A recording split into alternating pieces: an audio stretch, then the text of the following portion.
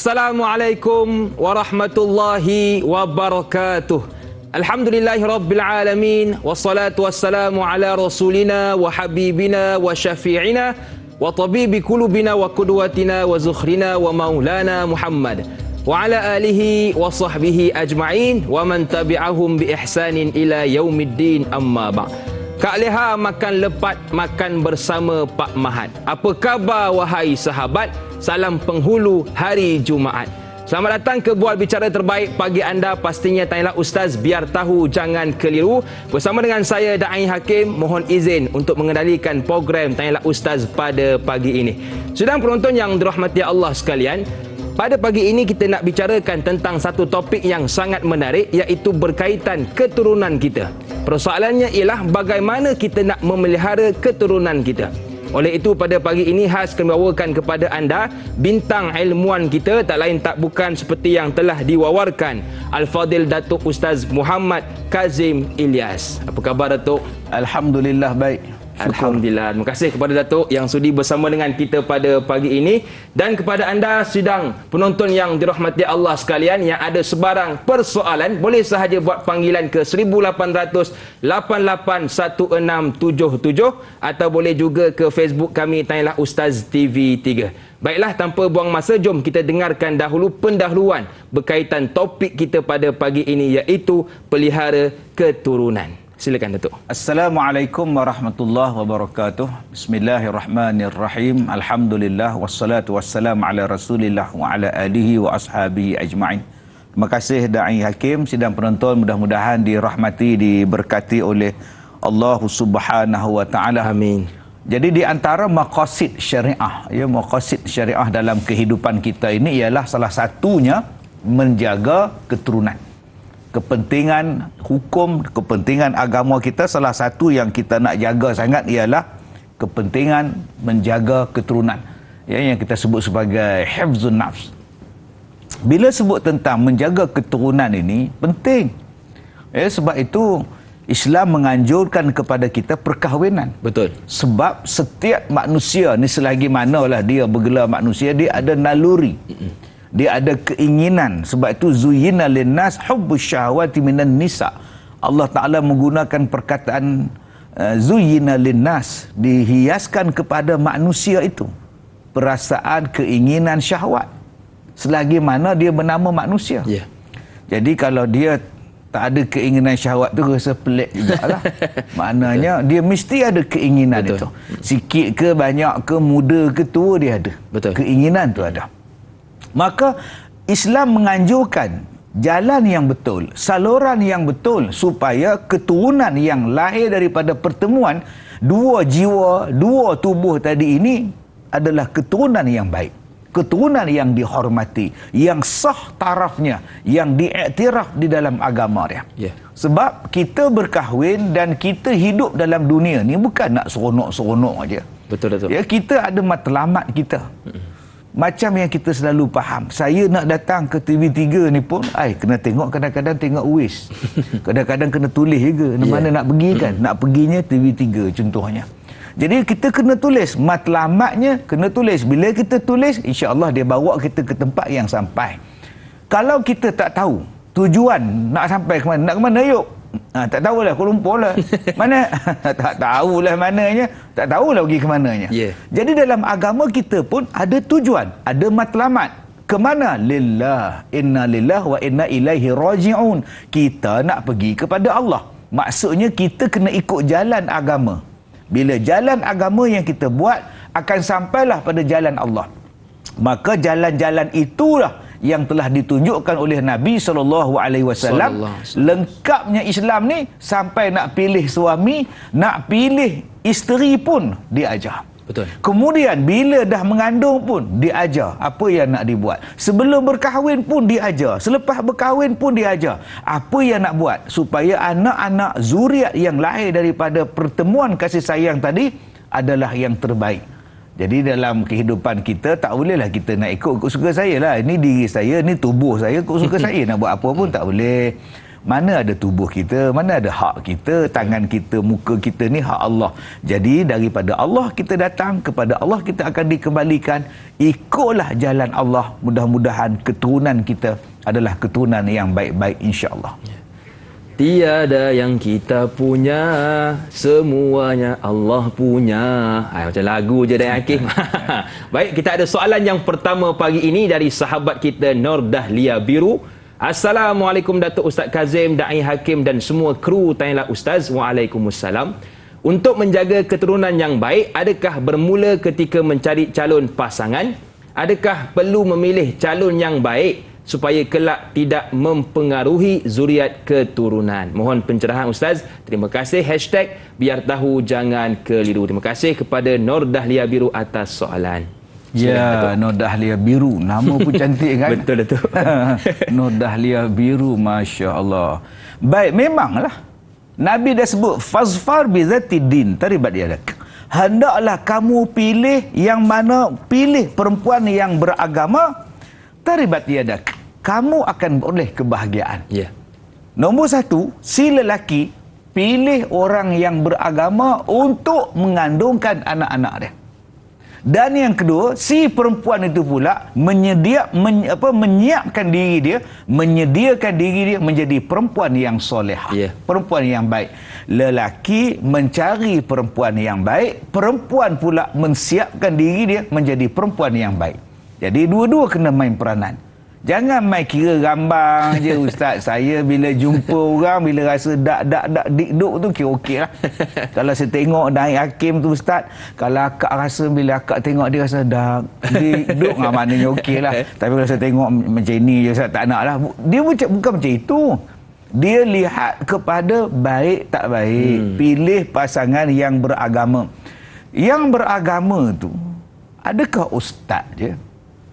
Tok imam je ke? Tok qadi je ke?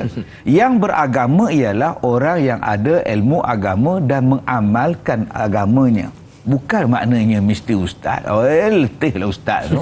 Udah semua 4 orang semuanya. Udah ke kiri kanan tu gini-gini. Tak betulnya. Tak kira lah dia cikgu ke, dia pegawai bomba ke, dia pegawai polis ke, dia driver Grab ke. Janji dia mengamalkan agama dia. Beragama. Yang kedua yang dikatakan beragama itu apa dia? Berakhlak. Husnul khuluq. Mempunyai perangai yang baik. Kalau dia tu imam sekalipun perangai buruk, tolak ke tepi. Betul. Kalau dia cikgu sekalipun, cikgu syari contohnya kan, perangai dia buruk, tak maulah. Dia nak orang yang beragama, yang mengamalkan agama dia, dan yang paling penting juga ialah akhlak. Kerana daripada akhlak itu, dia mempengaruhi pasangan. Pasangan akan terpengaruh dengan akhlak seorang lagi. Kalaulah kita, seorang suami, berkahwin dengan seorang isteri yang bersih, pembersih, insya-Allah suami automatik bertukar. Dia jadi bang. Buang sampah dalam tong sampah. Nampak tu? Betul. Dia akan mempengaruhi. Abang, saya tak sukalah abang. Sebab ada suami yang buang kahak di bawah tika getah. Oh, senang kerja. Senang cerita. Senang kerja. Senang. Dia buka di kertas tu, dia letak balik. Astaghfirullahalazim, abang. Oi. Bila dia dapat seorang isteri, dia akan dipengaruhi kebaikan dia. Maka carilah yang perempuan yang berakhlak, carilah suami yang berakhlak, insya-Allah anak-anak pun berakhlak. Cuba kita tengok budak-budak. Budak-budak saya tengok dalam YouTube, dalam TikTok, saya tengok satu ibu mengajar anak dia membaca, mengeja. A I U, anak pun ikut A I U. Bila sampai yang babi bu, kata mak dia. Anak tu tegur mak dia, tak elok cakap babi bu, tak elok. Dah, itu kita baca ngeja babi. Tak elok sebut itu, jangan sebut, kotor. Maknanya dia telah diajar binatang itu kotor, tak boleh disebut, walaupun itu mengeja babi bu. Tetapi sebab dia jangan sebut. Didikan daripada mak bapak dia menjadikan dia tak nak sebut pun binatang kotor itu. Jadi tuan-tuan yang saya hormati, bila kita berkahwin kerana dua benda tadi, yang pertama agamanya, yang kedua kerana akhlaknya, itulah kepentingan untuk melahirkan keturunan yang baik-baik. InsyaAllah. Baik, jadi kalau nak pasangan yang baik, pilih pasangan yang 2A. Bukan Aina Abdul. Yang pertama A, agama. Yang kedua ialah akhlak. Barulah kita bahagia. Apa tadi? 2A? 2A, Ustaz. Oh, AA pun ada. Diva AA. Baik, kita ada soalan seterusnya dari sahabat kita juga. Aisyah Echah bertanya, Assalamualaikum Ustaz dan Da'i. Waalaikumsalam. Pertanyaan saya, adakah dalam agama itu sendiri memang wujud perbezaan keturunan yang akan menentukan darjat atau kedudukan seseorang? Mohon pencerahan Ustaz. #biar tahu jangan keliru. Terima kasih kepada Aisyah Echah atas soalan. Aisyah tu nama dia, Icha tu gelaran dia. Gelaran dia, betul. Aisyah Icha. Comel. Comel kan Icha. Mesti kecil-kecil dulu, Icha.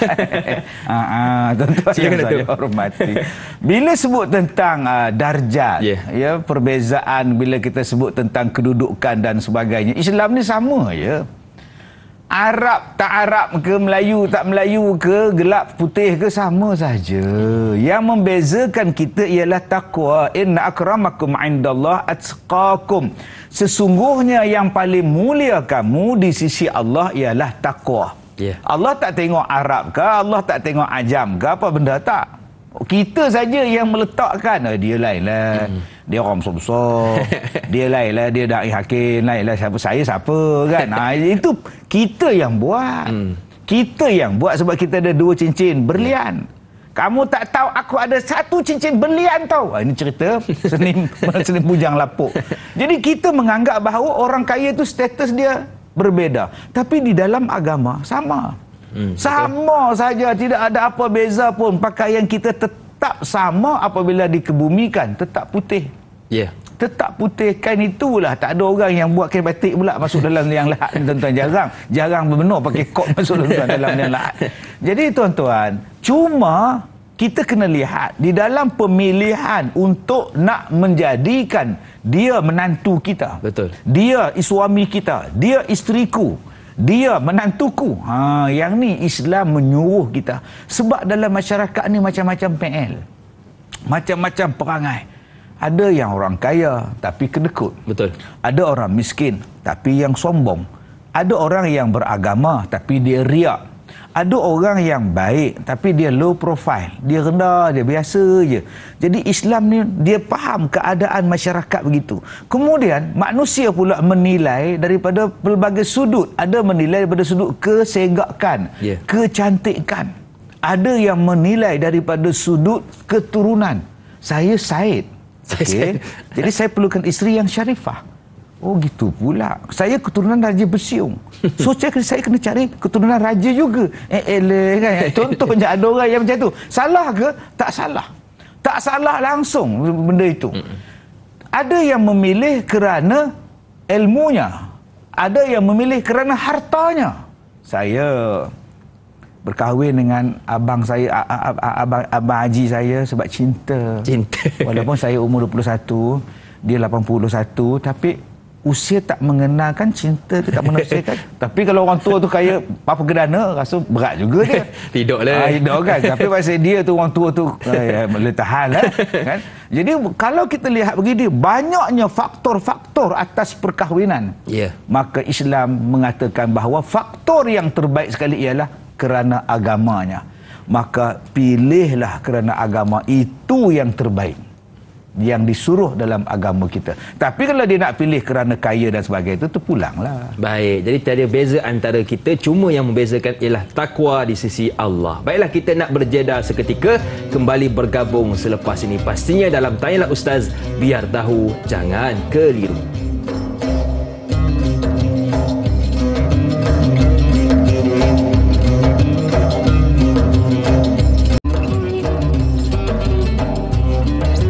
Apa tanda keturunan yang baik ada salah boleh ditegur? Apa tanda keturunan yang baik dalam kebaikan sama menganjur? Kembali bersua dalam Tanyalah Ustaz, biar tahu jangan keliru. Masih lagi bersama dengan saya Da'i Hakim, juga panel kita Al-Fadhil Datuk Ustaz Muhammad Kazim Ilyas, membicarakan berkenaan pelihara keturunan. Baiklah, kita ada soalan seterusnya dari sahabat kita Syahiralia Muhammad.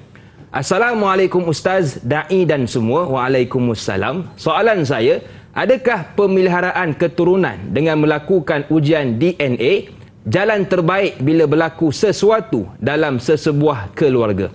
Yang kedua, apakah kesan jika pelihara keturunan ini diabaikan? Terima kasih kepada Syahiralia Muhammad atas soalan. Silakan Datuk. Ya, kenapa yang nak perlu melakukan ujian DNA kalau itu adalah darah daging kita? Ya. Kan? Mungkin nak buat ujian DNA ni sebab budak tu tertukar di hospital. Ya. Kan? Anak orang lain tukar anak orang lain. Nurse pula ngantuk masa itu. Mana satu anak ambil itu anak kamu tu dapat anak orang lain. Yang itu mungkin. Yeah. Bila ada krisis, konflik dan sebagainya, ujian DNA lah. Yeah. Ya, untuk kita nak menentukan. Saya teringat ada kes di mana ujian DNA dilakukan tentang anak lembu. Anak lembu? Lembu tu pregnant. Yeah. Pregnant kan bunyi. Lembut je bunyi kan. Lembu tu pregnant dan bila dia melahirkan anak dia, masing-masing mengatakan itu lembu tu benih daripada lembu saya. Lembu saya punya benih tau. Pasal-pasal pakat bergaduh semua. Nasib baik dia tak sebut. Lembu tu benih saya tau. Nasib baik dia tak sebut macam itu. Betul. Akhirnya berlaku pertikaian yang mana masing-masing mengeluarkan belanja untuk proses. Kalaulah dia orang keluarkan belanja tu, dia orang sembelih lembu buat kenduri, lagi bagus. Betul. Satu kampung dapat makan. Betul. Daripada kita nak bertelengkah. Jadi ujian DNA untuk anak ni sebab apa? Perlu apa? Kan? Jadi jangan sampai kita hari ni, kamu bukan anak ayah, kamu bukan adik aku, kamu bukan. Mungkin ada masalah pasal muka tak sama. Yeah. Ke mungkin warna kulit anak lain. Mak, kenapa saya ni gelap sikit, kakak-kakak abang-abang cerah. Jadi datang, kamu bukannya anak ayah, kamu bukan anak mak, kamu mana anak pungut je kot. Jadi kadang-kadang timbul masalah itu. Betul. Sedangkan warna kulit ke apa benda ke tak timbul masalah. Sebab kadang-kadang dia jadi satu benda tabiat mak ketika ngandung. Dia tengok Ustaz Kazim, tengok dalam tanyalah Ustaz kan, kenal benar aku dengar dengan Naib Hakim tu tengah mengandung tu, lahir-lahir macam Naib Hakim pula rasa dia. Kebetulan Allah Ta'ala boleh bagi rezeki. Sebab tu orang yang mengandung, ketika sedang mengandung, tengoklah benda yang baik-baik, yang cantik-cantik, elok-elok. Yang pergi tengok National Geographic tu apa? Tengok gajah tak? Tengok burung. National Geographic, tengok orang hutan. Bila melahir anak dia, suami dia kata, macam pernah tengok anak kita dilihat kan? Sudah tuan-tuan. Sebab tu waktu mengandung ni elok-elok jaga anak dalam kandungan ni. Jangan main belasah aja. Apa benda nak dimakan, apa benda yang nak dicakap, apa benda nak dibuat. Islam mengajar benda-benda itu. Yeah. Yang kedua, jadi soalan daripada Syahrilah tadi ni, apa kesan jika pelihara keturunan ini diabaikan? Saya bawa satu contoh. Katalah saya ni perempuan. Yeah. Katalah saya kerja nurse di bahagian wad bersalin. Seorang ibu melahirkan anak dia. Tiba-tiba ibu tadi tak sihat. Anak dia menangis. Ibu duduk dalam bilik ICU ke apa ke, anak menangis. Kebetulan saya ni nurse, saya ada baby. Saya pun ada baby 4 bulan anak saya. Ya Allah, kesiannya budak ni. Saya pun ambil anak dia, saya susukan.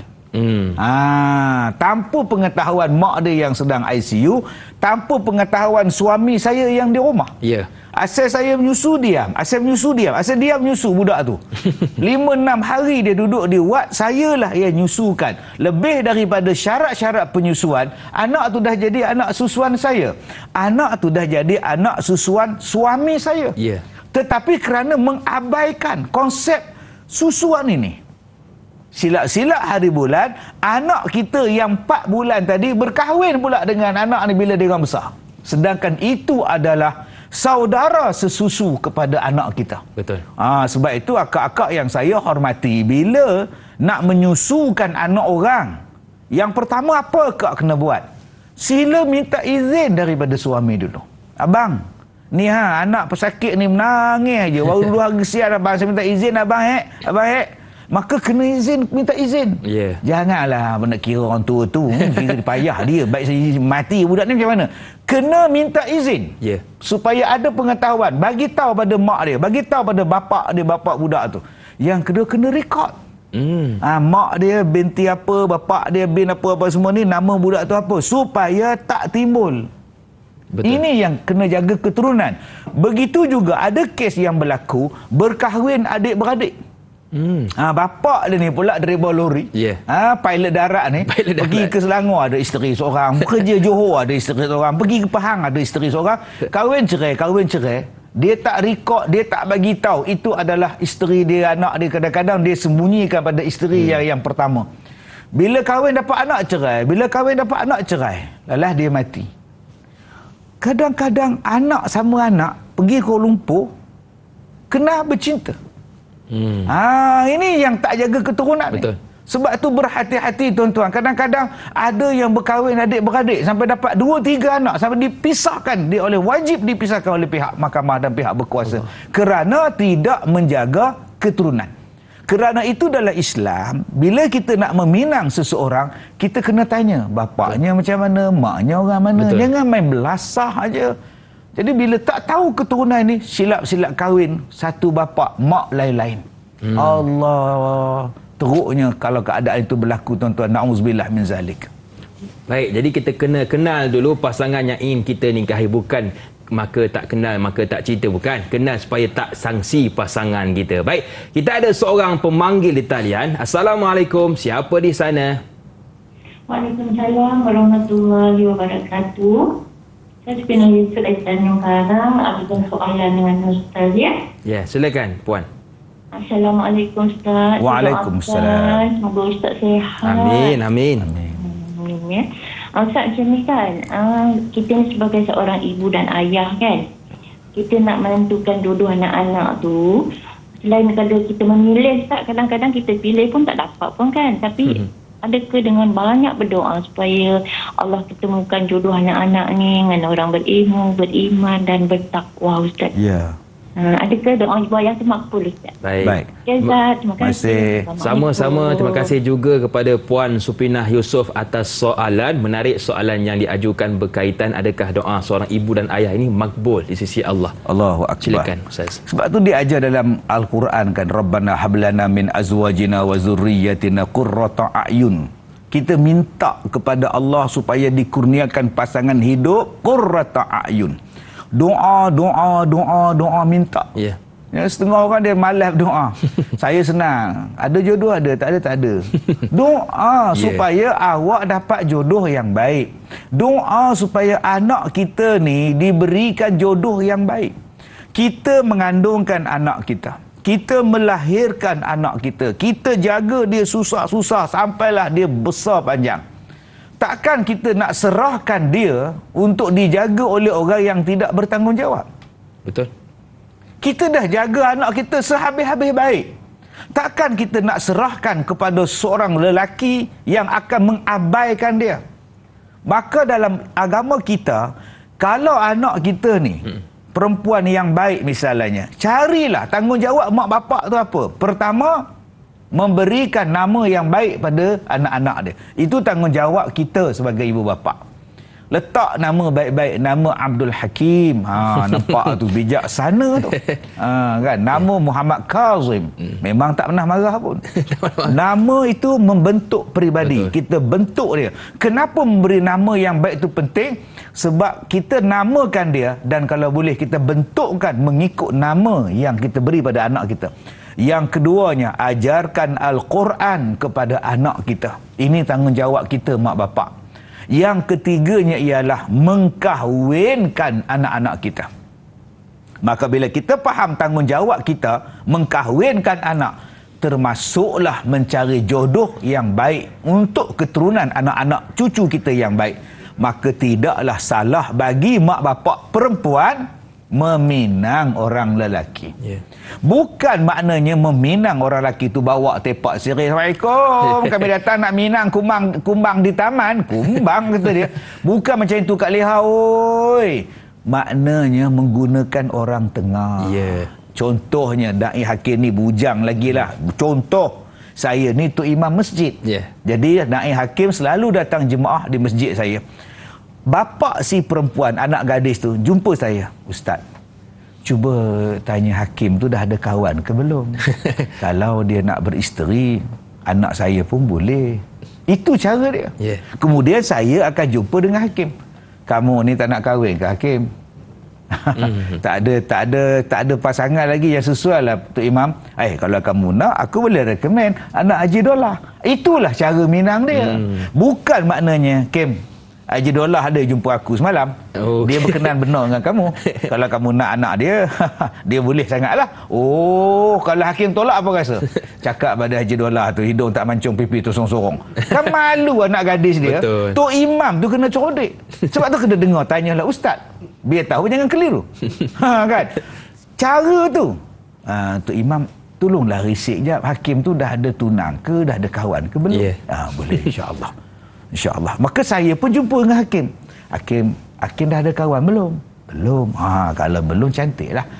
Kamu kenal tak anak Haji Dollah yang kerja pejabat tanah tu? Kenal pun. Dia tu single lagi. Aku recommend pada kamu. Gitu cara dia. Betul. Kemudian Hakim diam. 3 hari, 2 hari diam. Tak usah tanya dah. Jangan tanya macam mana Hakim dengan anak Haji Dollah. Tak nak ke? Jangan Hakim. Tak payah tanya dah. Kalau Hakim nak bagi tahu, tak nak pun diam. Kemudian balik jumpa dengan Haji Dollah. Haji lah, saya dah tanya pada Hakim dah 3 hari dah, dia diam je. Ya ke? Tak apalah, dia tak nak aku. Kalau dia tak nak, saya pun ada. Jahat benar Tok Imam ni. Tok Imam pandai dia. Tok Imam bukan di sini. Di Afrika. Jadi begitulah caranya seorang bapa nak mencarikan jodoh untuk anaknya. Tanpa memalukan anak dia. Menjaga air muka anak dia. Boleh faham ya? Boleh Ustaz. Jadi untung Tok Imam kalau Hakim tolak ya. Baik. Soalan yang menarik untuk kita kongsikan pada pagi ini dari sahabat kita, Rasid Cikci bertanya, Assalamualaikum Ustaz dan Da'i. Waalaikumsalam. Di dalam Islam, memelihara keturunan amat penting dan ia termasuk dalam maqasid syariah. Adakah susur galur dan genealogi keturunan manusia amat penting dalam memelihara dan menjaga bagi memastikan kesempurnaan keturunan, baka, warisan dan kualiti dari satu generasi ke generasi seterusnya? Mohon Ustaz kongsikan. Syukran. #biar tahu jangan keliru, dan mungkin boleh kita kaitkan dengan juga perkahwinan sekufu. Tapi sebelum kita nak dengarkan jawapannya, kita nak beristighfar seketika, kembali bergabung selepas ini. InsyaAllah.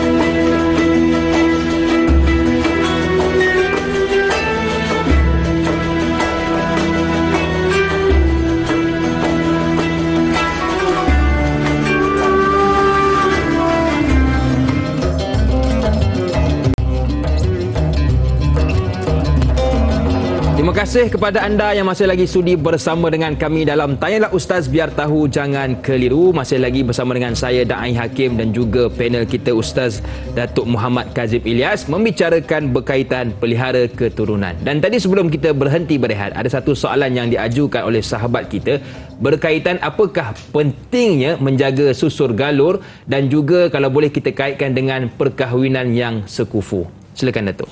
Baik, kalau kita sebut tentang sekufu, soalan daripada saya Rasid Cikci ni lebih kepada persoalan kepentingan berkahwin mengikut sekufu.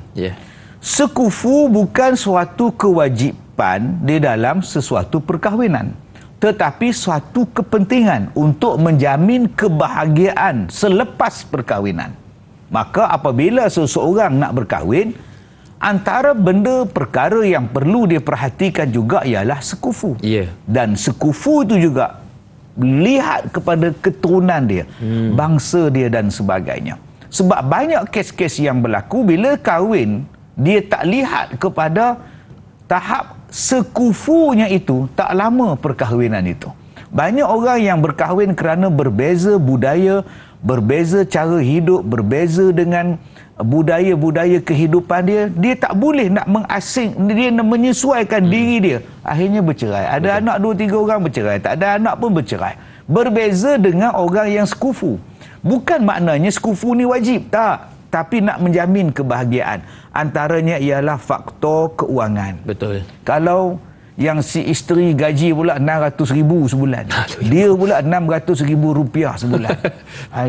Nanti orang kata pada dia, seronoklah suami dia, cuci kaki je.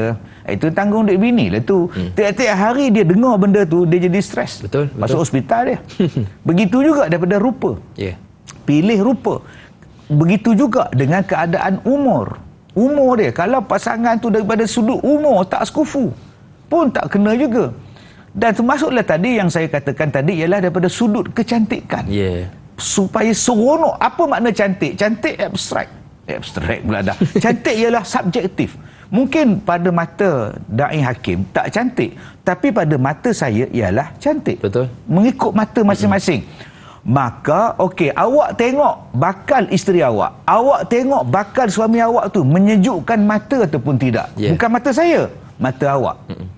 Bagi kita kadang-kadang dah perfect dah, perfect 10 dah, tapi bagi orang lain tak ada langsung perfect. Betul. Jadi okey, pada awak rasa apa? Ya Allah, bila saya tengok dia kan macam tenang sangat tau. Okey lah tu. Tapi kalau awak pening kepala, awak tengok dia menambahkan pening, itu tak sekufu pada awak. Awak kahwinkan juga memang tak bahagialah awak.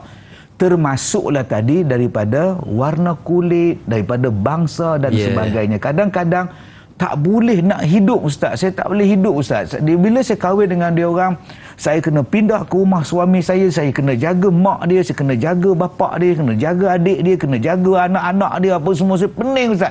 Dia berbeza dengan orang Melayu. Dengan orang Melayu, kau kahwin dengan Melayu, kau bawa isteri kau duduk pindah Kuala Lumpur, mak pak di Kedah tak tahu apa dah.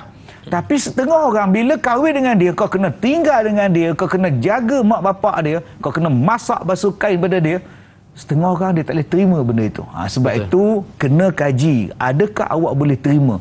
Kalau awak boleh terima cara hidup dia, silakan, supaya tak timbul masalah di kemudian hari. Itu kepentingan sekufu. Betul. Jadi antaranya ialah kita tengok, kalau kita tengok rasa tenang, alhamdulillah. Tapi kalau tengok rasa nak tendang, baik tak payahlah ya.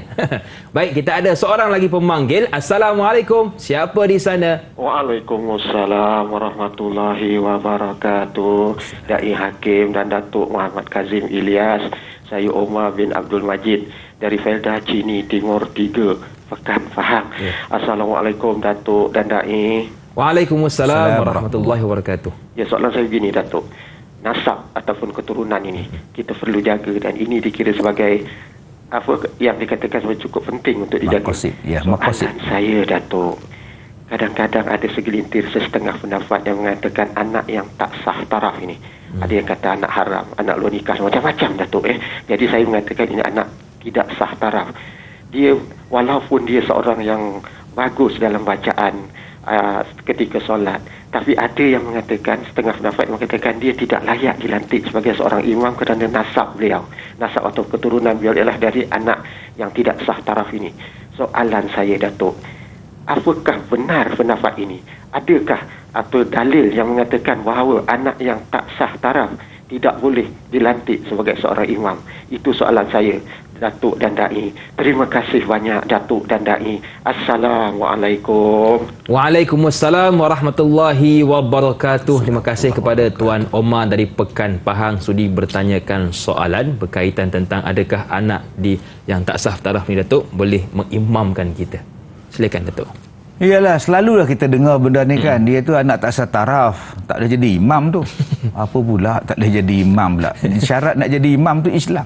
Betul. Nombor satu, dia Muslim. Jadi imam. Kalau dia tak Islam, tak payah dia jadi imam. Tak agama apa tiba-tiba jadi imam sembahyang Jumaat. Apa payah pula? Tak mau lah dia. Betul. Yang keduanya ialah qari. Qari maknanya orang yang mahir baca Quran. Betul. Kalau dia baca Fatihah pun wala dhalin dulu baru bismillah. Tak payahlah. Dhalin baru bismillah. Awal-awal kat nak apa surah mana pula dia baca. Tak payahlah. Mana dia tak qari. Betul. Yang ketiganya ialah faqih. Orang yang faqih dalam agama, orang yang faham dalam agama, orang yang mengerti dalam agama. Kemudian datanglah orang yang kesegakan dia ke, orang yang tua ke, yang lawal berpindah ke situ ke dan sebagainya, orang yang dilantik oleh sultan ke, dia jadi imam.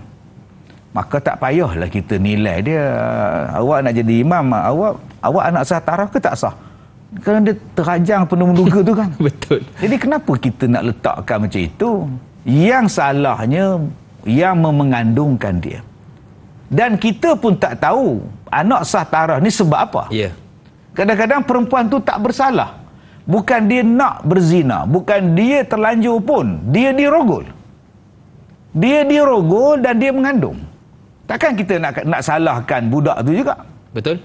Mak je punca saya dapat anak tak sah taraf. Aku dirogol Osman. Manalah aku tahu. Aku diberikan dadah, aku tak tahu. Ya, mak takkan tak tahu masa tu.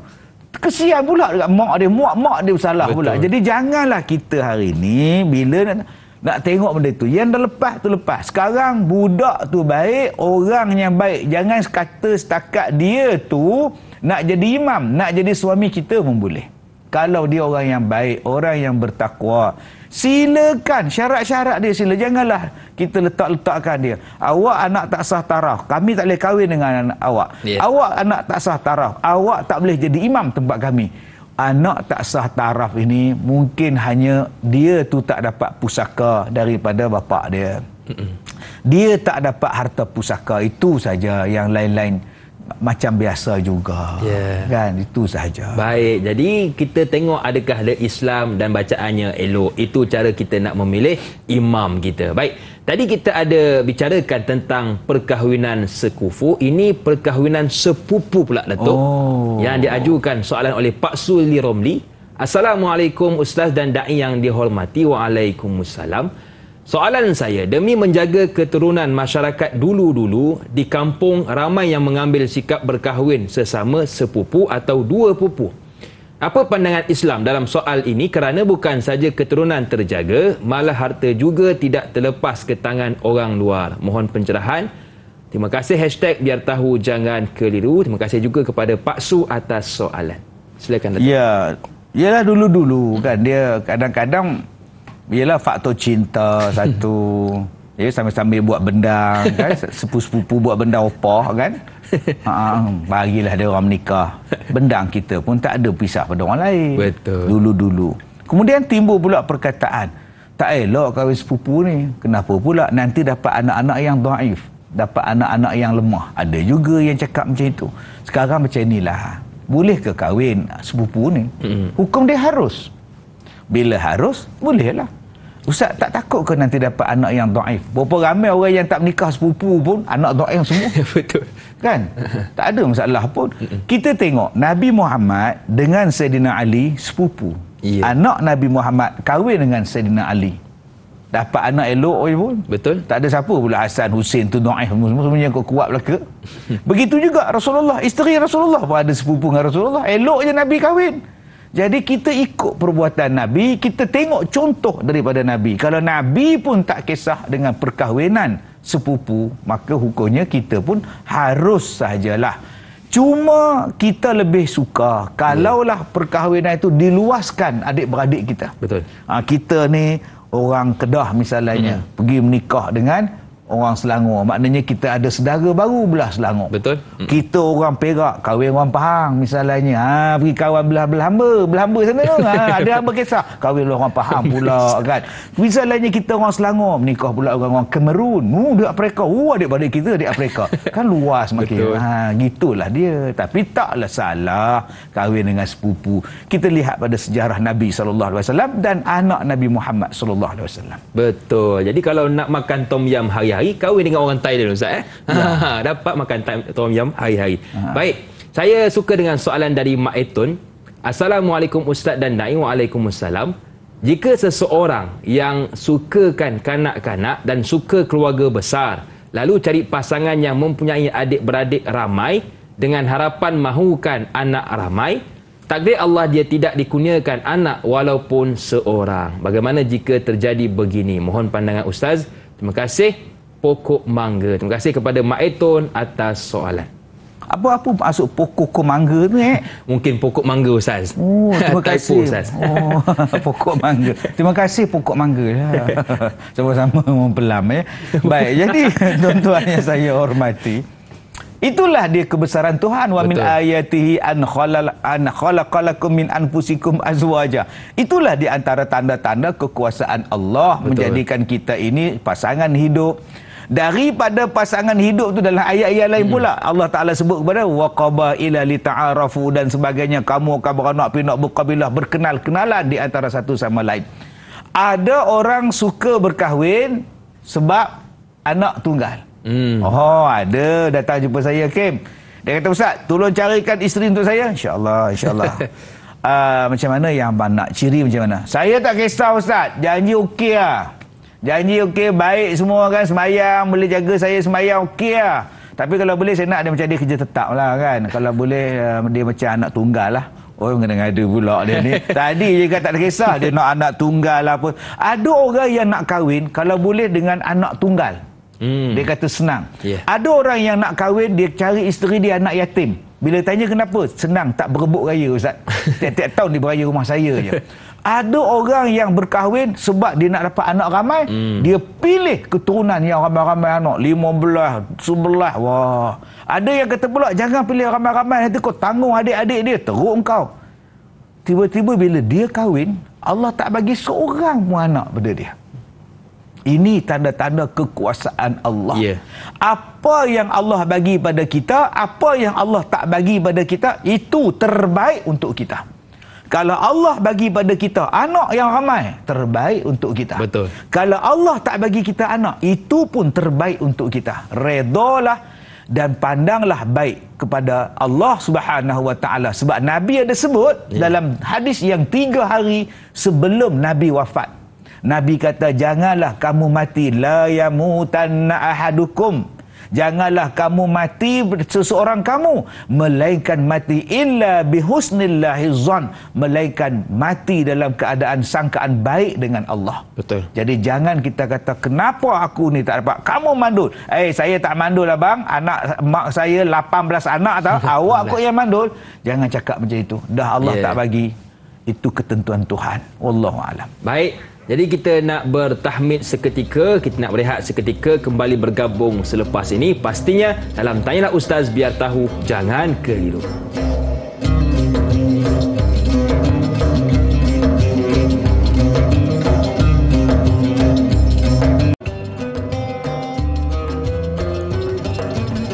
Terima kasih kepada anda yang masih lagi sudi bersama dengan kami dalam Tanyalah Ustaz, biar tahu, jangan keliru. Yang mungkin baru bersama dengan kami, kita membicarakan berkaitan pelihara keturunan bersama dengan bintang ilmuwan kita, Datuk Ustaz Muhammad Kazim Ilyas. Soalan seterusnya dari Aiman Aizuddin. Assalamualaikum Ustaz dan Da'i serta semua kru yang bertugas. Waalaikumsalam. Mengapa anak yang dilahirkan di luar ikatan perkahwinan atau tidak sah taraf tidak boleh diben atau bentikan kepada nama bapanya? Adakah ianya bertujuan untuk menjaga nasab keturunan dalam sesebuah keluarga itu? Mohon pencerahan Ustaz. Terima kasih. #biar tahu, jangan keliru. Terima kasih kepada Aiman atas soalan. Ya, itulah tujuan dia. Untuk menjaga keturunan. Kalau kita binkan anak kita, bukan anak lah, seorang anak yang mengandung, yang dimengandungkan oleh ibunya, yang mana bukan daripada perkahwinan yang halal, perkahwinan yang sah. Katalah budak tu budak perempuan, anak perempuan. Jadi bila dia jadi anak perempuan, dia nak kahwin, dia perlukan wali. Sedangkan lelaki itu bukan wali dia. Bila dia nikahkan anak dia, aku nikahkan jadi wali, bukankah tidak sah itu? Betul. Berturut-turut tidak sah anak tadi. Dapat anak tidak sah pula, cucu pun tak sah taraf. Dan bila mereka berduduk sekali pula berhubungan suami isteri, rupa kali zina pula tu. Allah.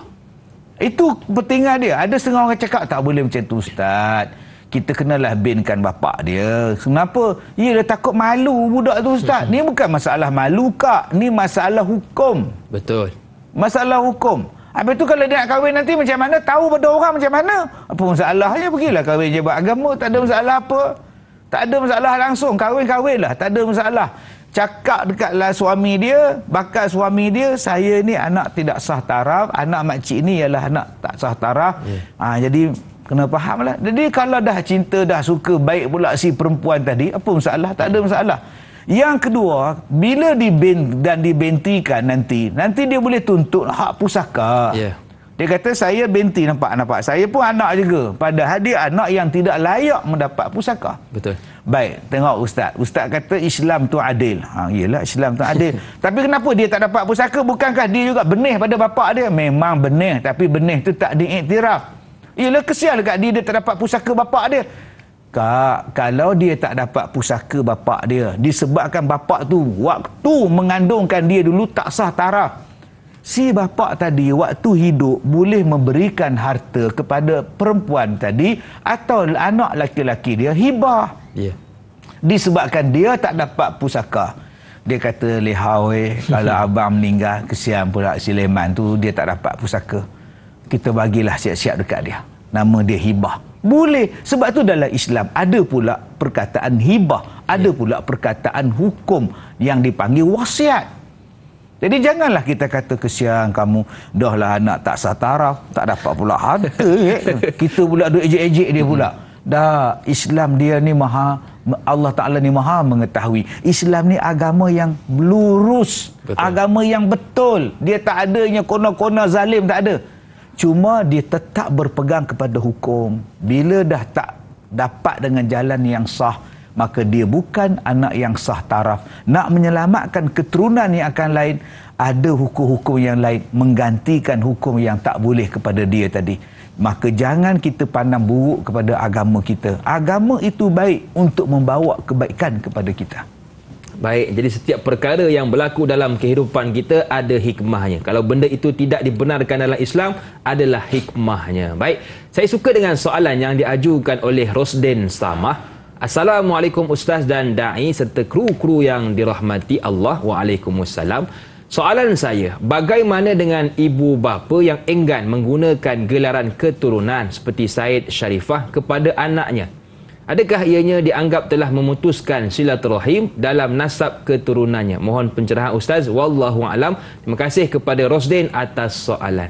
Silakan Datuk. Aku menulis bukan kerana nama, kerana sifat kasih pada sesama insan dan menyatakan kasih sayang kita sama, semuanya sama.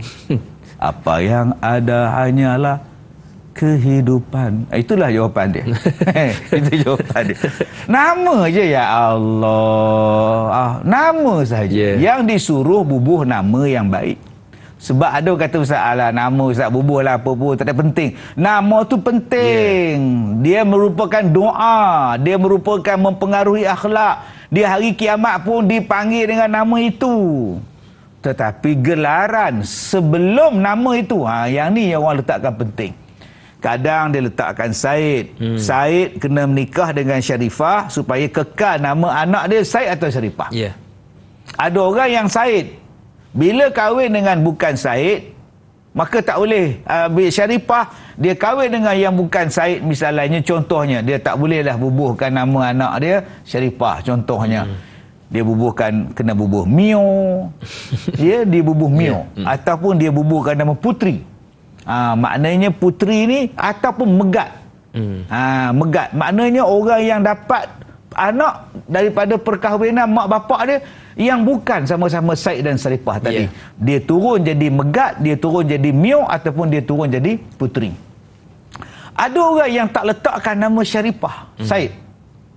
Sebab itu nama Said. Orang yang ada keturunan susu jalur yang baik-baik. Ada yang letakkan nama baru. Hang.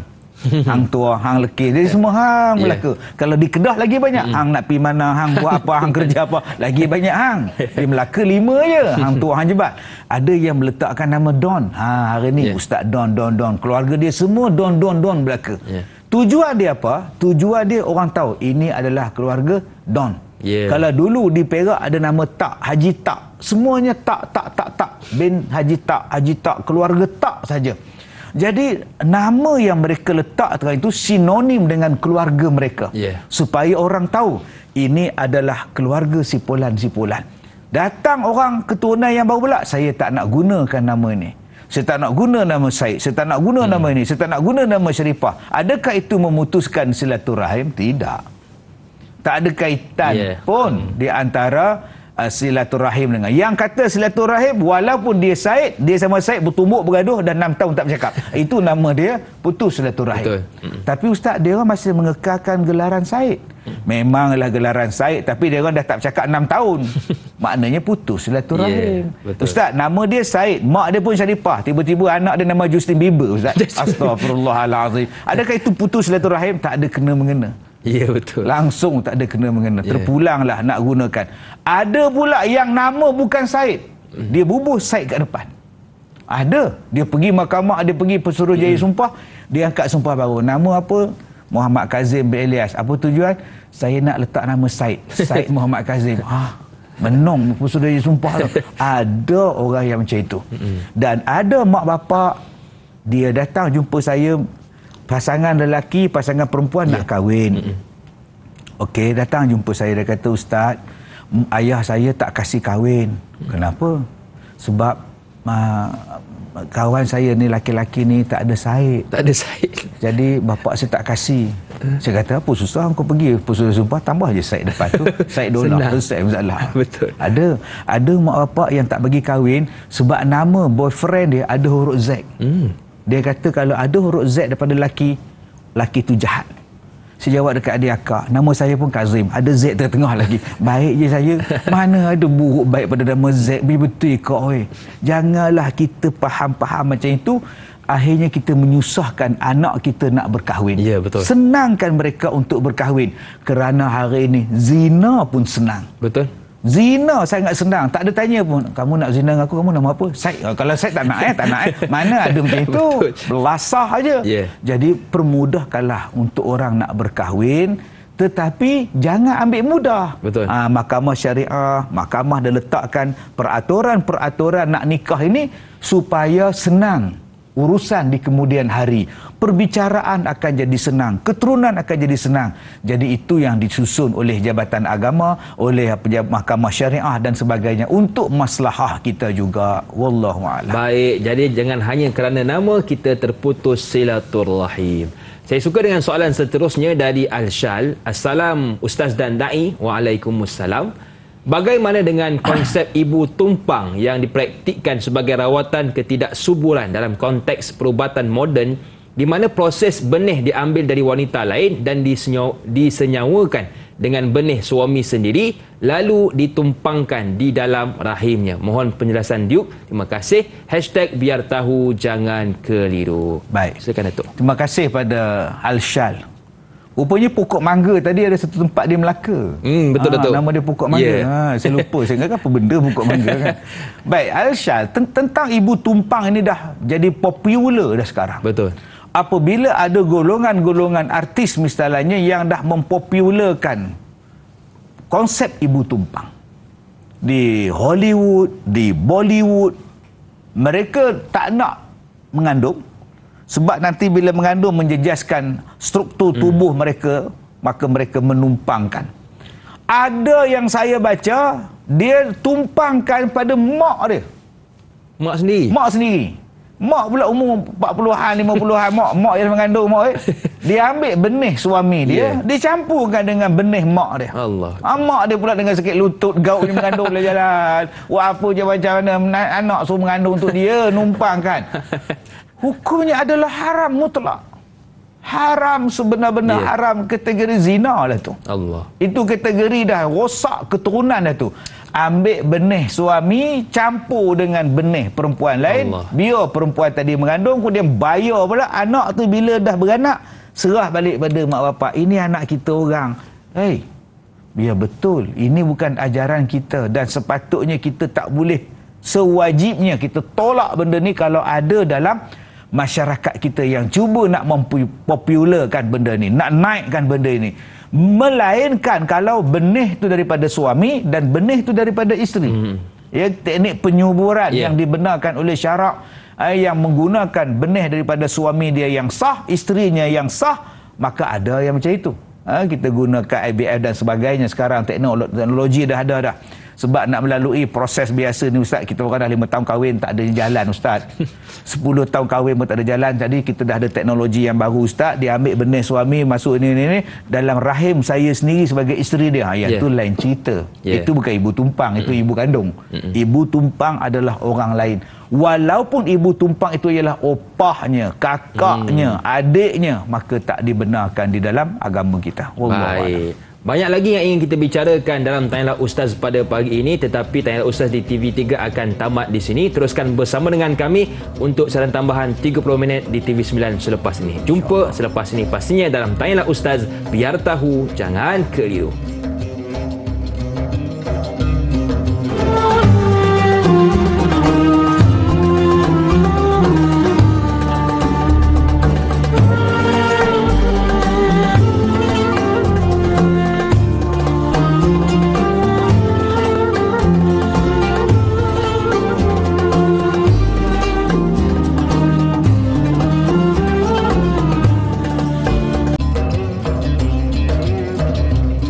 Terima kasih kepada anda yang masih lagi sudi bersama dengan kami dalam Tanyalah Ustaz, biar tahu jangan keliru. Kita masih lagi membicarakan topik yang sama, iaitu pelihara keturunan bersama dengan guru kita Datuk Ustaz Muhammad Kazim Ilyas. Baiklah, kita nak terus meraihkan soalan, dan kali ini dari sahabat kita Ruby Abu Bakar Ruby. Assalamualaikum Duke dan Da'i Hakim serta kru Tanyalah Ustaz TV3 TV9. Waalaikumsalam. Bagaimanakah nak pelihara keturunan jika ada pasangan yang memilih untuk berkahwin dengan pasangan yang terdiri daripada bangsa asing dan memilih untuk menetap di luar negara, dan bagaimanakah dengan akidahnya? Mohon pencerahan dari Duke. Terima kasih Duke dan Da'i Hakim. #biar tahu jangan keliru. Ada 4 bunga Datuk. Ya. Dangun nak berapa bunga? 3 ke 2 bunga? Saya bagi semua kat Datuk je. Silakan Datuk. Bahaya tu. Bahaya tu. Agak-agak orang rumah saya tak tengok lah. Baik, tuan-tuan yang saya hormati, persoalan ia ialah dah jodoh. Ya. Kalau dah jodoh macam mana? Betul. Suami kita, anak kita dapat jodoh orang luar negara, habis-habis dan bawa pergi ke luar negara.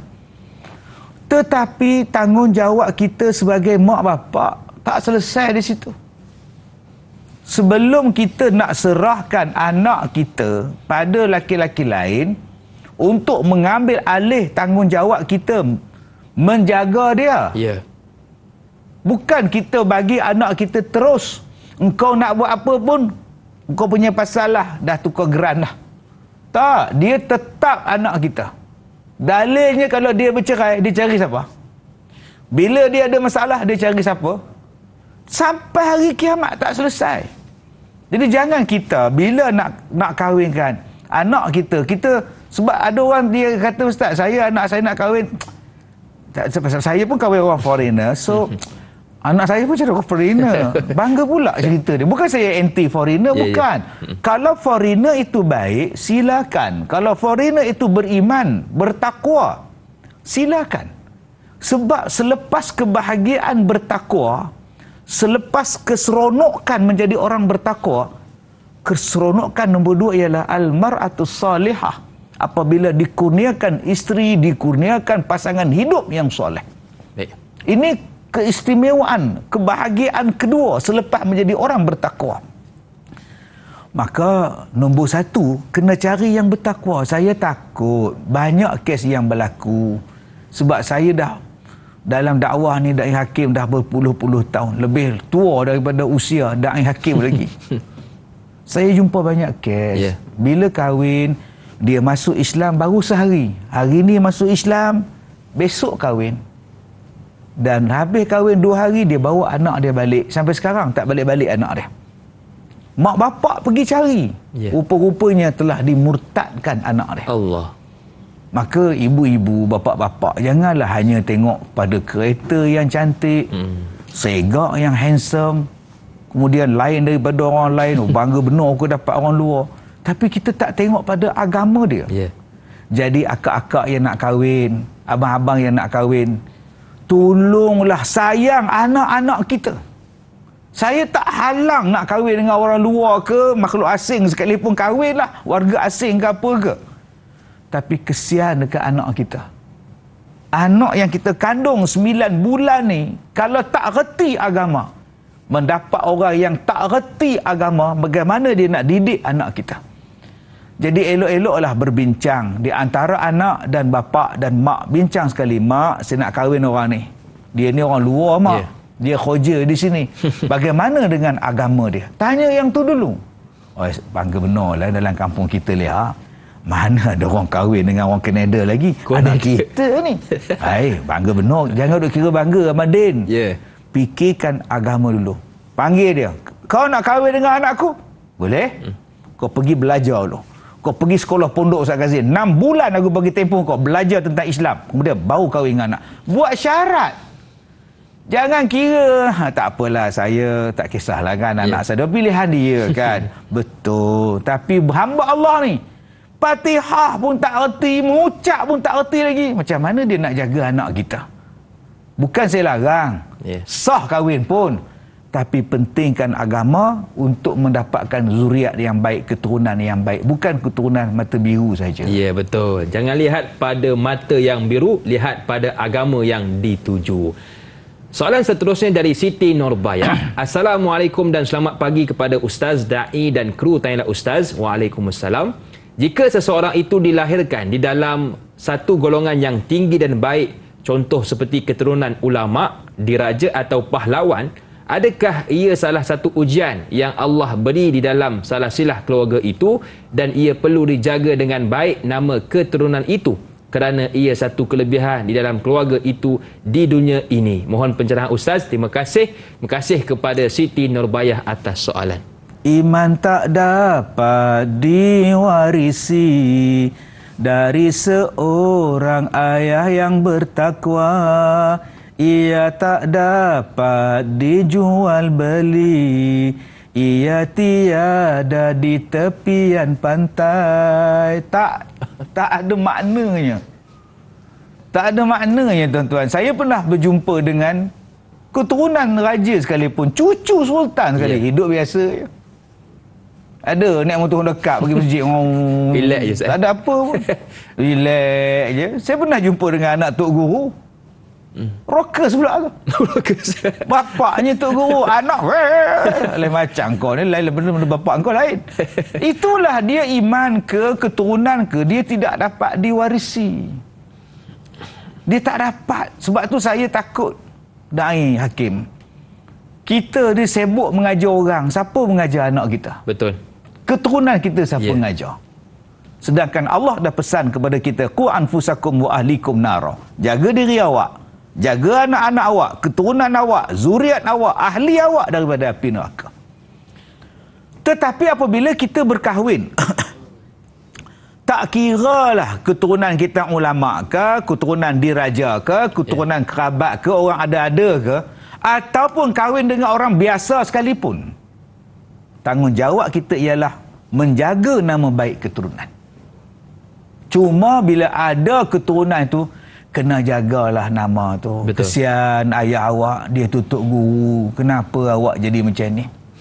Awak tu keturunan diraja, dihormati. Kenapa awak jadi macam ni? Tanggungjawab kita berat lagi lah, sebab kita ada keturunan dia. Di situ saja beza dia. Tetapi secara umum, baik awak ada nama atau keturunan awak tidak ada nama, awak patut dan wajib menjaga nama baik mak bapak awak, nama baik keturunan awak. Tak kiralah siapa pun keturunan kita sekalipun, kena jaga. Betul. Sebab dia akan berpanjangan kepada anak cucu cicit kita. Jangan orang sebut pada cucu kita, dia tu cucu pada cucu tu lah yang tu kita tak nak. Biar disebut, dia tu, ayah dia bagus. Betul. Ayah dulu kerabat. Walaupun dia kerabat diraja, tapi ayah dia langsung tak ada sombong, Masya Allah. Yang tu yang kita nak. Betul. Anak dia pun bagus, macam tu bagus. Yang ni yang kita nak, menjaga nama baik keturunan kita. Baik, jaga nama baik, jaga diri kita supaya dipandang hormat oleh orang lain. Baiklah, kita nak bertakbir seketika, kembali bergabung selepas ini pastinya dalam Tanyalah Ustaz, biar tahu, jangan keliru.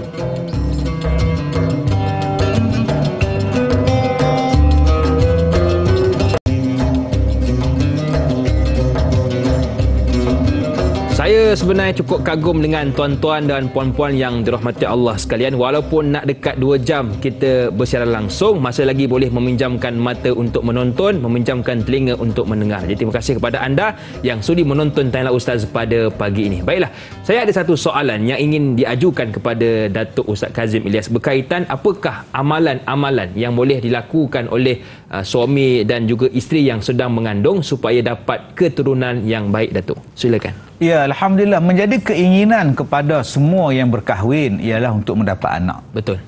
Satu keinginan yang Allah Ta'ala bagi, dan satu kegembiraan kepada mak bapak bila isteri dia itu mengandung. Jarang bapak mengandung. Kan? Isteri itu mengandung. Betul. Sebab tu bila isteri itu mengandung, apa yang dia akan buat? Seronoknya, ya betul. Allah. Seronok, dia kata, abang, tadi pergi cek doktor. Terornya awak. Awak cek doktor. Selalu doktor cek orang. Abang ni ngada tau. Atau apa kata doktor? Dah 2 minggu bang. Masuk dalam Facebook. Yes. Isteri kau mengandung. Mak bapak buat kenduri, panggil orang kampung. Kemudian apa yang awak buat sewaktu isteri awak mengandung? Ya. Awak hanya sebut pada Facebook, cerita pada kawan-kawan, saya nak jadi bapa, saya nak jadi bapa, saya nak jadi daddy. Hai. Terus pergi ke supermarket. Beli stokin baby, beli baju baby. Baru 2 minggu kot. Yang si isteri yang mengandung tadi baru 2 minggu. Udah pakai baju kelawar dah. Baju kelawar dah. I'm pregnant. Kau kena tahu, aku sedang mengandungkan zuriat aku. Aku sedang mengandungkan keturunan aku. Aku nak pastikan sejak daripada dia dalam rahim aku, dia telah dididik dengan perkara yang baik. Tanggungjawab siapa? Bukan tanggungjawab isteri saja, bang. Tanggungjawab kita sebagai suami. Betul. Jadilah suami yang baik. Berubah dah. Kena berubah dah. Tabiat yang tak elok kena tinggal dah. Kalau dulu tiap-tiap malam lepak di kedai mamak, nasi kandar ke apa benda, tengok bola ke apa ke, stop. Isteri aku mengandung. Ya kan? Betul. Ini kadang-kadang isteri duduk di rumah, aduh mengandung, yang suami tak tahu dia buat apa, dia tengok kedai mamak tu. Esok lahir-lahir saya rasa anak tu, tertarik ke apa ke, sudah kan buat. Nombor 2, saya katalah tadi, nombor 1, tinggalkan perangai-perangai yang buruk, pemarah, panah, baran, cemburu, kedekut, suka maki. Stop. Aku nak didik anak aku supaya dia dengar benda yang baik. Baca Quran. Betul. Rajinkan baca Quran. Kalau boleh kita baca Quran bersama-sama dengan isteri kita. Habis sembahyang baca Quran. Nak tidur baca Quran. Bangun subuh baca Quran. Biar alunan dan lantunan Quran itu didengar. Sekarang kita dah ada YouTube. Baca Quran. Boleh pasang Quran 24 jam dalam rumah kita. 30 juzuk kita boleh baca. Yang ketiganya, kita sudah mula memikirkan makanan-makanan yang berkhasiat, yang berzat, yang halal dan yang baik untuk anak kita makan. Maksud saya, isteri kita makan, anak kita juga akan dapat manfaatnya. Dan kita sudah tinggalkan lagi benda-benda yang haram, baik rasuah ke, tikam nombor ke, berjudi ke apa, dah tak mau dah, aku tak nak yang haram masuk dalam perut isteri aku. Dan yang seterusnya, kita ada mak kita, kita ada bapa kita, tolong berbuat baik kepada mak bapa kita, kerana keredaan daripada mak bapa kita akan mendatangkan kebaikan pada cucu kita. Kalau kita baik pada mak bapa kita, insya-Allah anak kita pun akan baik kepada kita, akan jadi orang yang baik kepada kita. Dan yang seterusnya, orang yang dah mengandung tadi, jaga kandungan elok-elok, khususnya orang perempuan. Kadang-kadang dia dah tak ambil dah pantang larang orang Melayu dan sebagainya. Dulu orang kita waktu mengandung ni penuh dengan pantang. Sekarang dalam pantang pun orang Melayu kita tak ada pantang. Ya, tak ada pantang. Ingat, kita sekarang sedang berbadan dua. Bila sebut berbadan dua, kena kasih, tunjukkan kasih sayang pada isteri kita, ambil berat pada isteri kita, jangan tinggalkan dia, tengok dia supaya dia rasa dia dihargai. Sebab Allah sebut dalam Quran, wahnan ala wahnin, orang yang mengandung ini susah di atas susah, double susah. Maka nak meringankan susah seorang isteri, suami itulah yang mainkan peranan. Bagaimana dia nak menyenangkan? Awak dah mengandungkan anak abang. Abang akan tolong meringankan beban untuk awak mengandungkan. Terima kasih. Kena ada benda itu. Jangan dia dahlah mengandungkan anak kita, beban. Akhirnya dia rasa dia tak nak anak tu. Betul. Dia benci anak tu. Bila dia benci anak tu, dia tak suka, mengandung, dia tumbuk anak dia. Allah. Tak suka. Malah ada isteri yang bila dia kena seksa waktu dia mengandung, dia cari jalan macam mana dia nak menggugurkan kandungan dia. Tapi kandungan tu kuat, rezeki Allah kuat. Lahir juga anak. Tapi dalam kaedah sains, dia dipanggil sebagai the unwanted child. Budak tadi akan membawa satu budaya yang lain. Seolah-olah dia tak dikehendaki dalam dunia. Dia akan jadi pemberontak, dia nakal dan sebagainya. Redha, tenang, insya-Allah anak-anak ini akan jadi keturunan yang baik pada kita. Wallahu a'lam. Baik, jadi suami isteri kena main peranan masing-masing. Soalan seterusnya dari Muhammad Hafizi Hafiz. Assalamualaikum Ustaz dan Da'i yang dihormati. Waalaikumsalam. Soalan saya, bagaimana untuk mereka yang tidak bertemu jodohnya di dunia ini? Apakah lagi yang boleh dilakukan untuk menjaga keturunan yang ada? Mohon pencerahan Ustaz. Terima kasih. #biar tahu jangan keliru. Silakan, ada Datuk. Orang yang tak bertemu jodoh, maka jagalah farajnya. Ya. Jagalah kemaluannya. Jangan pergi rosakkan anak orang pula. Sebab itu di antara orang-orang yang berjaya ialah orang yang menjaga kemaluan dia. Jangan berzina. Ni dia lah tak kahwin. Dia kata saya tak nak kahwin. So bila saya tak nak kahwin, saya nak enjoy. Dia buat macam-macam. Yeah. Maknanya awak dah merosakkan anak orang lain. Betul. Awak dah merosakkan keturunan orang lain. Jadi kalau ditakdirkan oleh Allah bahawa kita tidak ada jodoh, mungkin Allah simpan jodoh kita dalam syurga, maka jangan merosakkan anak orang dalam dunia ni. Yeah. Kadang-kadang kita putus tunang. Lagi 4 hari nak kahwin, putus tunang. Aku benci dengan lelaki, suka main perasaan perempuan. Sekarang aku nak mainkan perasaan lelaki, aku nak balas dendam. Aku nak ajak dia orang buat jahat, biar rumah tangga dia orang runtuh, ini runtuh, aku tak nak kahwin pun, biar dia orang angau dengan aku. Jahat ni. Betul. Awak bukan setakat merosakkan rumah tangga orang, awak bukan setakat merosakkan orang, awak merosakkan diri awak sendiri. Ada lelaki-lelaki yang bersifat jahat dengan orang perempuan. Dia kata aku nak tunjuk aku terah. Yeah. Tah ilmu apa dia belajar tak tahu. Aku tak nak kahwin sebab itu tanggungjawab. Aku tak nak kahwin menyusahkan aku, tapi aku akan pastikan aku rosakkan anak-anak gadis. Semua orang aku nak rosakkan. Ini juga jahat tuan-tuan. Allah Taala melaknat golongan-golongan yang macam ini. Sepatutnya bila dia tak ada jodoh, apa yang dia perlu buat? Aku ada wang, tapi aku tak ada jodoh. Aku tak ada isteri, aku tak ada anak. Aku gunakan wang ini untuk bantu anak yatim. Betul. Aku bantu wang aku ini untuk ambil anak angkat supaya dia belajar di Mak Tafiz, dia sambung belajar di luar negara, dia balik dia jadi ulama. Betul. Kan bagus itu. Allah bagi kita tak ada anak, Allah bagi kita tak kahwin, sebenarnya Allah bagi peluang untuk kita buat pahala dengan jalan yang lain pula. Jangan kita buat zalim pada diri kita sendiri. Betul. Baik, saya suka dengan soalan yang seterusnya dari Fadli Mat Shah. Assalamualaikum Ustaz, da'i dan kru yang bertugas. Waalaikumsalam. Soalan saya, apakah ibrah dan tauladan yang perlu kita ambil daripada cara dan didikan Rasulullah sallallahu alaihi wasallam yang memelihara keturunan baginda, memandangkan di akhir zaman ini terlalu mencabar untuk pelihara keturunan yang terlalu mudah mengikuti terpengaruh apa yang ada di media sosial kini. Terima kasih. #biar tahu jangan keliru. Terima kasih kepada Fadli atas soalan. Terima kasih saudara Fazli Mat Shah. Apa yang Nabi tak ajar? Ya. Cekabar. Apa benda yang Nabi tak ajar?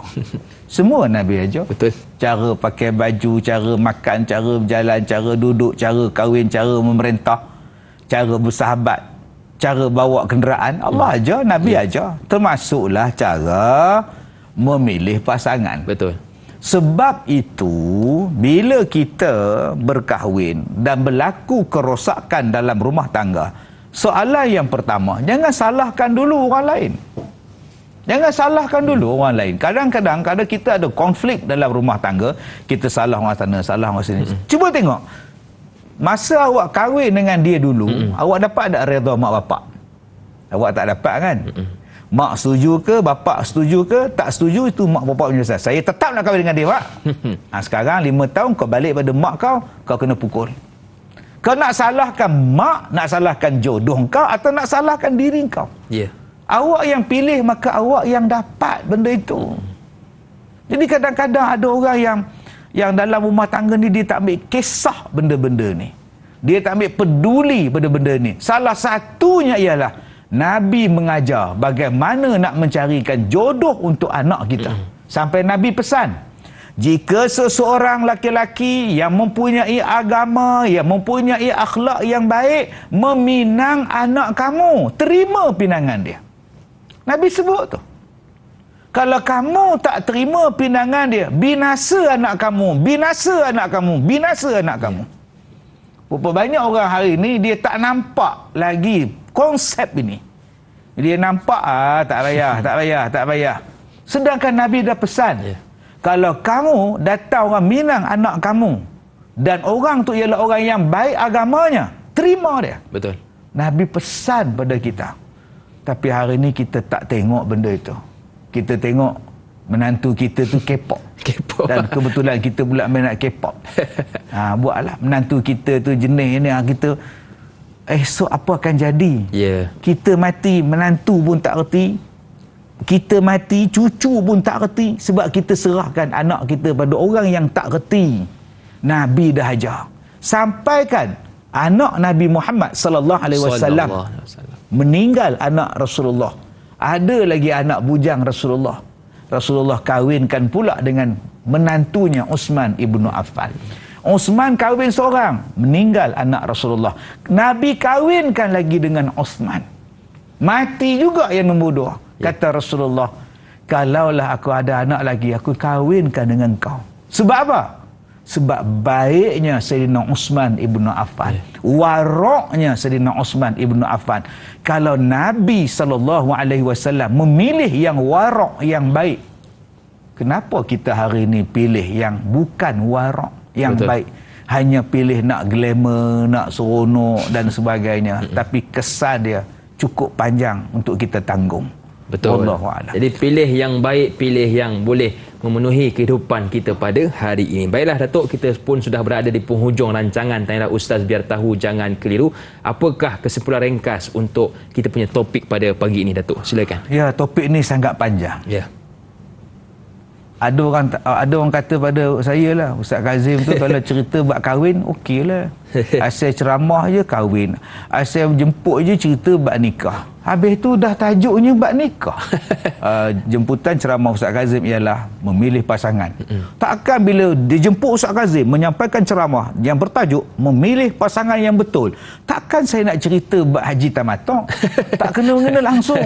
Saya mengajar mengikut orang berikan. Apa yang orang bagi tajuk, itulah dia. Dan jangan pandang tajuk ini ringan. Tajuk ni takkan selesai sampai bila-bila. Dan kalau kita tak faham betul-betul apa yang Nabi sebutkan, kita takkan bahagia. Ambil yang Nabi sebut. Yang ciri-ciri kebahagiaan tu kan Nabi kata ada 4. Yang pertamanya al-mar'atus salihah. Bila kau dapat pasangan hidup yang membahagiakan awak, bila awak dapat pasangan hidup yang soleh, dia membahagiakan awak. Betul. Yang kedua kata Nabi SAW, yang membahagiakan hidup kita ialah wal maskinu wasi'. Apabila awak dapat rumah yang luas. Yang ketiga kata Nabi SAW, wal jar salih. Apabila engkau mendapat jiran yang soleh. Dan yang keempatnya wal markabul hani. Apabila engkau mempunyai kenderaan yang selesa. 4 benda ini kata Nabi adalah punca membawa kepada kebahagiaan kita. Nabi letak awal-awal lagi pasangan yang soleh. Kemudian baru datang rumah yang luas. Kemudian baru datang jiran yang bagus. Kemudian yang keempat, kenderaan yang selesa. Selepas kita mencari pasangan yang baik, insya-Allah Allah Ta'ala kurniakan rumah yang baik. Dan nak bina rumah pula, sebelum beli rumah, sebelum bina rumah, tengok siapa jiran kita. Jiran pun kena pilih. Bukan main beli je, tengok jiran tu siapa. Dan yang keempatnya, carilah sesuatu yang boleh membantu kita untuk berjaya. Salah satunya ialah kenderaan yang selesa. Dia akan menolong kita bergerak, kita cepat bergerak, insya-Allah tak ada masalah. Dia boleh bantu kita. Dan dengan ceritanya orang sebelah saya ni pun nak beli kereta baru. Wallahu a'lam. Terima kasih Datuk atas kesimpulan ringkas, dan kita tak molek kalau tak tutup dengan sedikit doa ringkas. Silakan Datuk. Bismillahirrahmanirrahim. Alhamdulillah wassalatu wassalamu ala Rasulillah. Amin. Wa ala alihi wa ashabihi ajma'in. Rabbana hablana min azwajina wa dhurriyyatina qurrata a'yun waj'alna lil muttaqina imama. Amin. Ya Allah, peliharalah keluarga kami. Amin. Jadikanlah anak-anak kami penyejuk mata hati kami ya Allah. Peliharalah kami daripada api neraka ya Allah. Wa sallallahu ala sayyidina Muhammad wa ala alihi wa ashabihi ajma'in. Walhamdulillahirabbil alamin. Amin ya rabbal alamin. Terima kasih kepada Datuk Kazim Ilyas yang sudi bersama dengan kita hari ini, dan kepada anda keluarga besar Tanyalah Ustaz, teruskan menonton Tanyalah Ustaz pada esok pagi bersama dengan sahabat saya Da'i Fahmi dan juga guru kita Prof Madya Datuk Dr. Muhammad Farid Ravi Abdullah berkaitan tafsir dan taranum surah Az-Zumar ayat 67 hinggalah ayat 69. Akhir kata, jom kita pelihara keturunan menjadi anak benih yang baik. Dicampak ke lautan menjadi pulau, dilempar ke daratan menjadi gunung, dilontar ke langit menjadi bintang. Saya Da'i Hakim, senyum nampak gigi, ada rezeki, jumpa lagi. Assalamualaikum warahmatullahi wabarakatuh.